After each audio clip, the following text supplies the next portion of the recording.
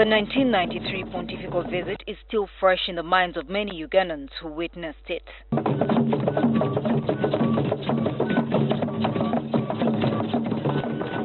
Pope John Paul II landed at Entebbe International Airport on 5th February 1993.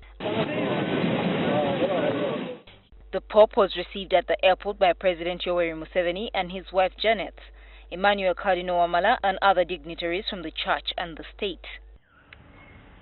Emmanuel Cardinal Wamala, who was the Archbishop of Kampala at the time, was key in preparations for the Pope's visit. He says, unlike in 1969, when Pope Paul VI visited, and Pope Francis's upcoming visit, in 1993, the visit was confirmed many months ahead of time, so the team had enough time to prepare. Mostly, it was the spiritual preparation of the people with the message of let your light shine. That was the message, the theme of that visit. These spiritual preparations took different forms. By prayer, by instruction, by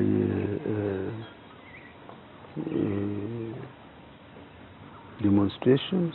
The Cardinal recalls that during Pope Paul II's visit, not much effort was directed towards revamping the infrastructure. It was simpler than the present one for several reasons.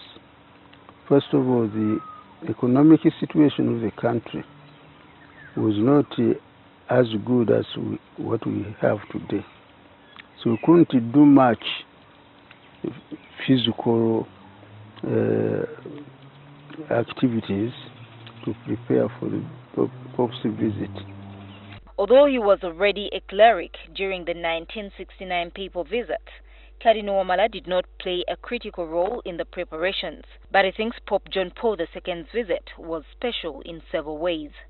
The visit of John Paul II brought people closer to Christ. Shall I perhaps say, helped to bring people closer to one another. Unlike Pope Paul VI, who was in Uganda for 3 days, Pope John Paul II was here for 6 days and visited the major towns of 4 regions of the country. The pontiff, who has etched his name in history as the most traveled pope, celebrated Mass in Gulu, Kasese, Soroti, and of course here in Kampala, where he met thousands of believers at Namugongo Mater Shrine and youth at Nakivubo Stadium. Because of his visit to the different areas of the country, so to unite the nation more and more, and to reawaken the faith of the people in the God that they believe in.